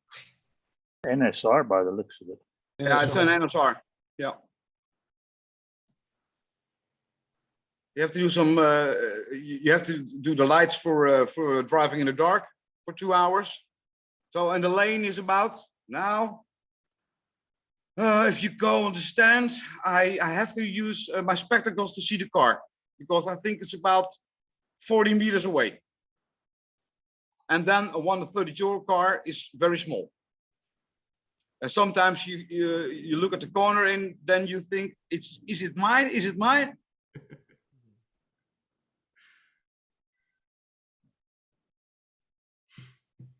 I think That's a cool suitcase toolkit there, man.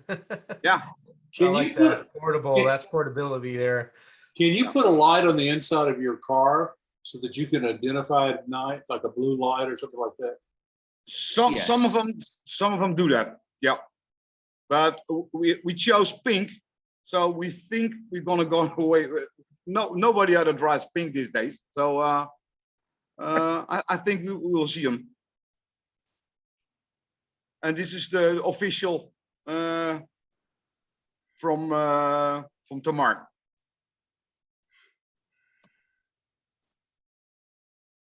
And yeah. Oh, you're racing nice with decals. Mark. Yeah, our own drivers on it. We drive with 3 of them, with Mark. Yeah, Mark built his car. So hope for a good result, and otherwise we have a lot of fun. Wish you the best of luck, Henry. Thank you. Yeah, we look forward to hearing about that and hopefully seeing some video. Are you doing that one too, Wayne? My club corner is that I'm going to go and see Henry. You got a car to show off? No. For the first time in my life, I'm going to go international to race a slot car, which seems, yeah. Yeah, it seems like quite an expensive way to do it, but I'm going to show you the venue and the circuit. This is the Suzuka Circuit. This one was the double digital in 2019. Yeah. It's a replica of the Suzuka Circuit in Japan, and it's 3-dimensional. I've never raced on it. I'm told it's a very, very pleasant track to drive. It's Ninko. It's Ninko. It's 6 lanes wide. Wow. And it's about 13 seconds a lap, isn't it, Henry? Yeah, something like that. Yeah, yeah.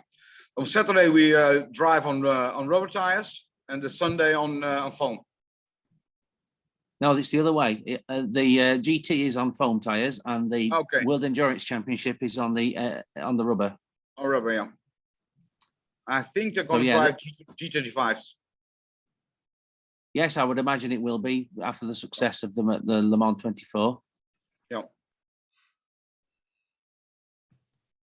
I'm driving a BMW M8, aren't I? Yeah. Now, Wayne, are you a driver for hire then, or? Yeah, sort of.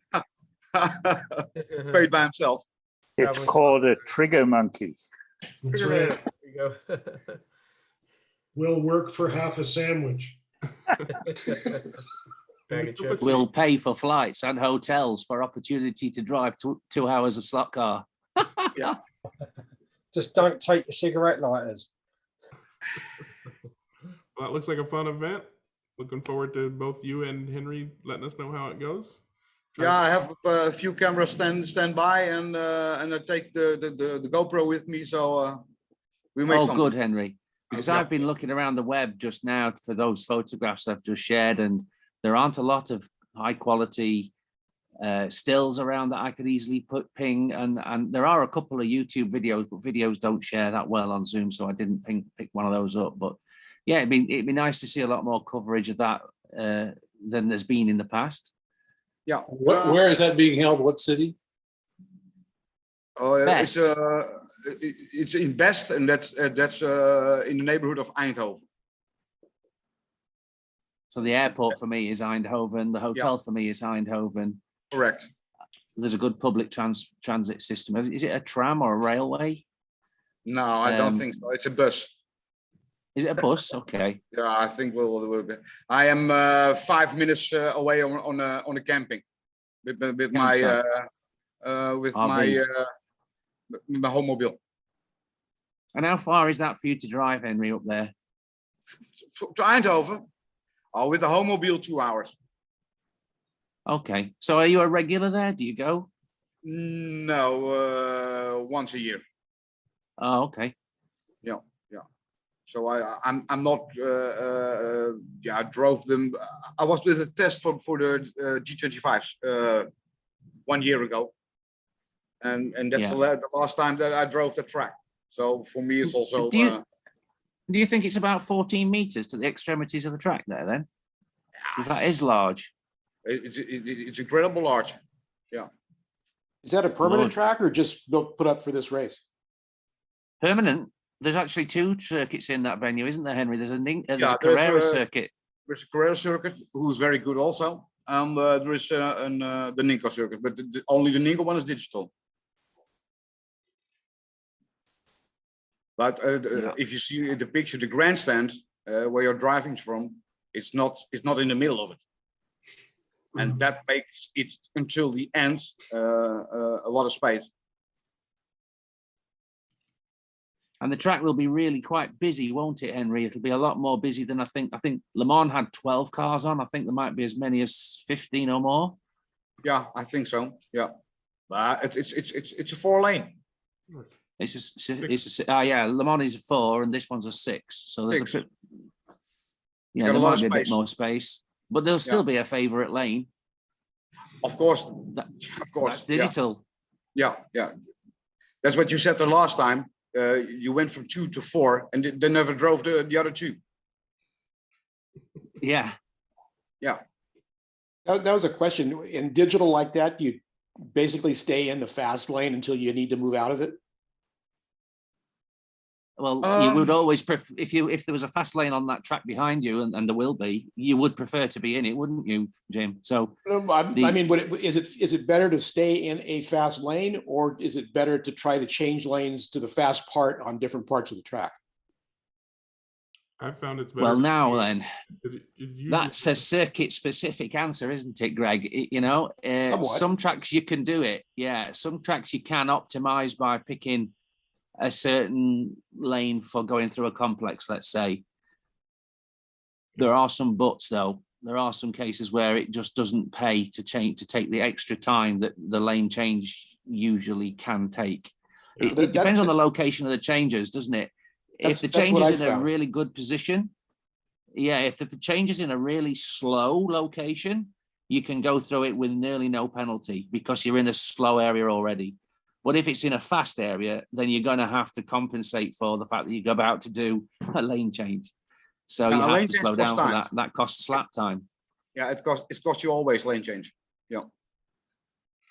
So I've only read digital once, and that's what I found. It was a very small track. In one lane is a reasonable strategy, except that everyone wants to employ that same strategy. And of course, at that point, you get a traffic situation, and then the circumstances change, and you should be in a different lane because you will just get that lane to yourself more of the time. It may not be the fast one, but you'll get less hassle, less risk of crashes. Do you find that you get a power drop when there's a lot of guys on one lane?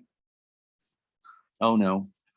The power supply again, it depends on the application and on the specific circumstances of the circuit design and the circuit build. But all the ones I've ever used for digital disco racing have all been well built, and the only time I've ever noticed power variations are when one lane is having rail connectivity problems. I see on my track, when someone drives a 23K motor and I drive a 20K motor and he's in front of me, it drops down. Yeah. Is this a disco event? Sorry. Yeah, it is. Yes. Yeah.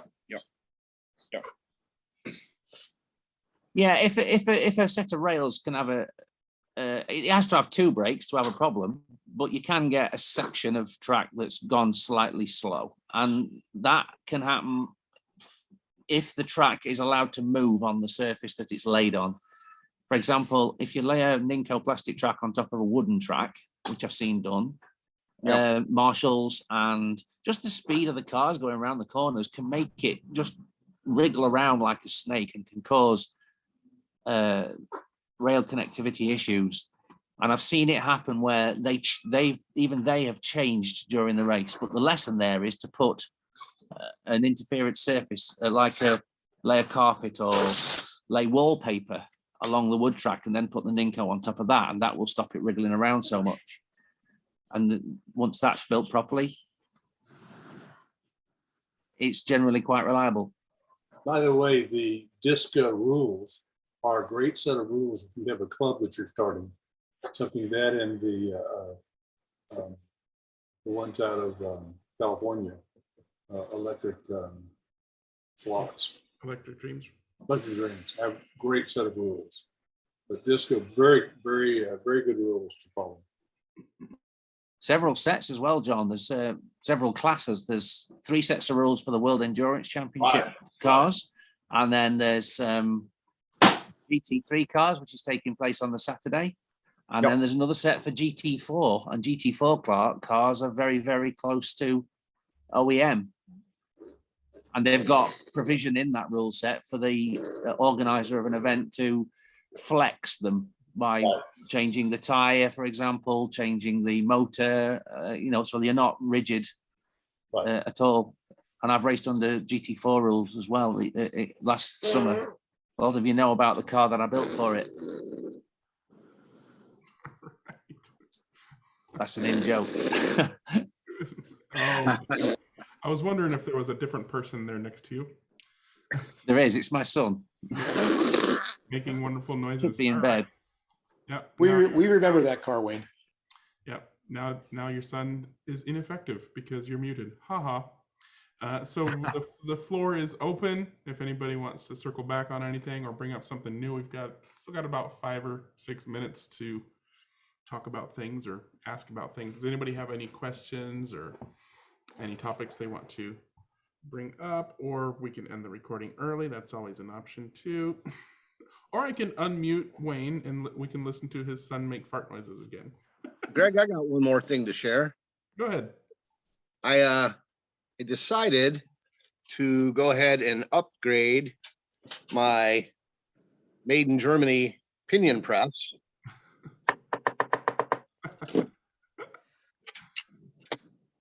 To this one. There you go. 3D printed. 3D printed. I did modify the design a little bit. I added that tip because of the dual shaft motor. It helps center it as opposed to just trying to use the end of the bolt. Yeah. And I went ahead and made the little knob. So probably $1.75. Nice. Works great. Nice, Brian. Works great. Put that on your Yeah, Thingiverse. that's good.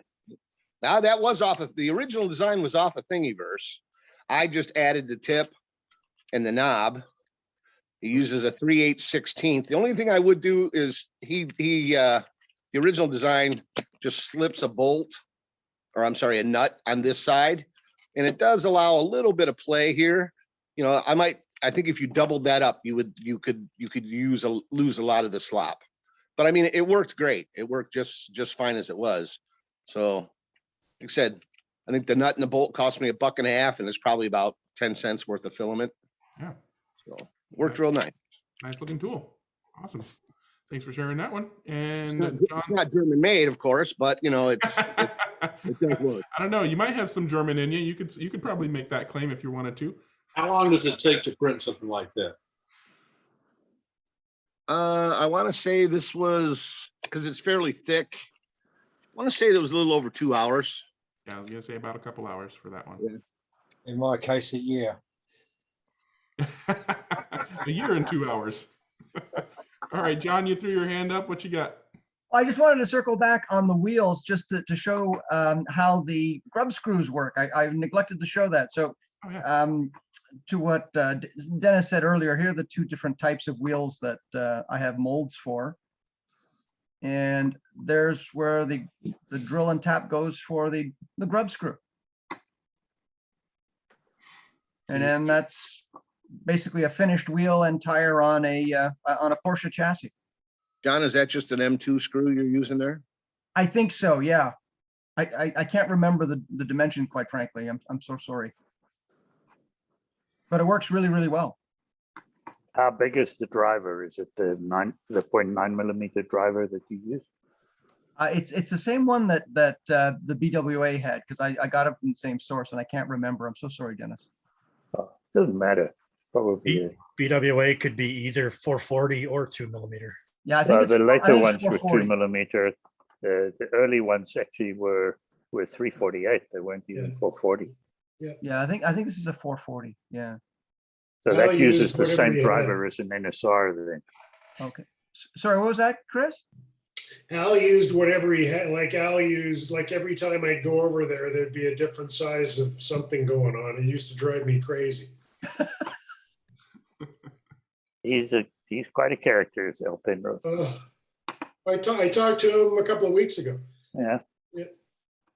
Hey, Chris, is he still in Smithville? Sorry? Is Al still in Smithville? Yeah. Okay. Still playing a banjo. Well, he one night a week he gets with his buddies, and well, not so much because of COVID, but he just hangs out at the house, but he's got all his train stuff out now. Dennis. Yes, and sir. he's still got finished. thousands of motors. What are you showing there, Paul? All finished. Oh, cool. Goes like a scolded cat. Yeah, I like it. Yeah, they go I well. done like you, My one is I done good like too. you said with the hot. I used the hot soldering iron on mine. Oh, for the interior. Yeah.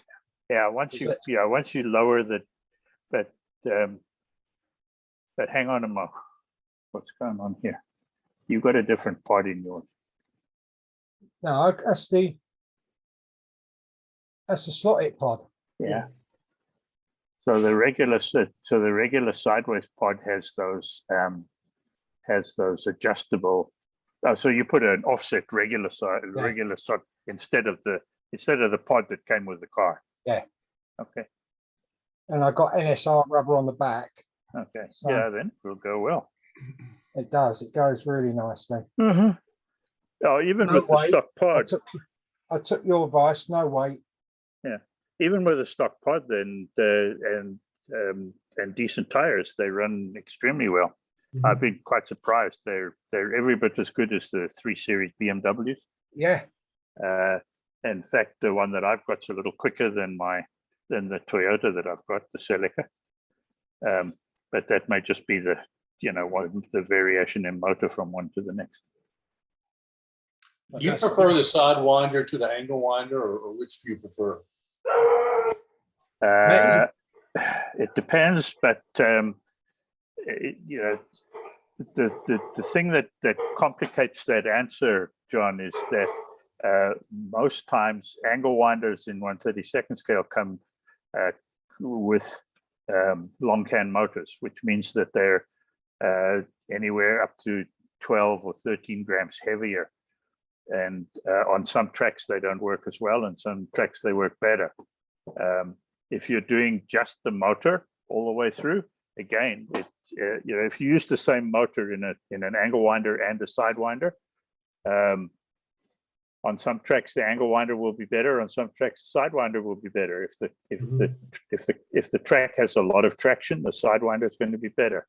If the track's a little slippery, the angle winder probably will still be a little better, because you get too much pendulum effect otherwise. General rule of thumb, John, as well. Unlike a wood track, you've got metal rails on there. So the longer can has longer magnets and generally offers more magnetic downforce. So it's sort of a trade-off. You don't want a whole bunch of weight back there, as Dennis said, because the FK 180s are 12, 13 grams heavier. However, you can pick up a whole bunch of magnetic downforce from that. So you really need it.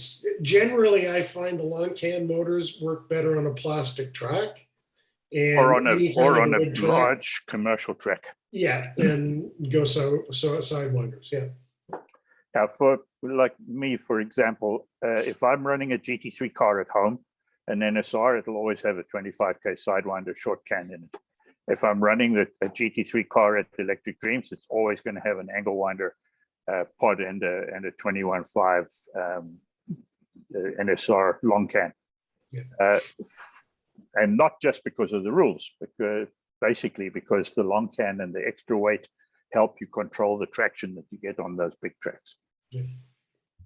Great information. And before I hit the stop button, Don had his hand up. Did you want to share something in the last minute there, Don? Well, I was going to direct something towards John, but he left, so that's why I took my hand down. Okay, well, save it for next time, I guess. So yeah, we'll do that. Certainly chat about it after I hit the stop button. And until next week, everybody wave bye. Bye. Bye.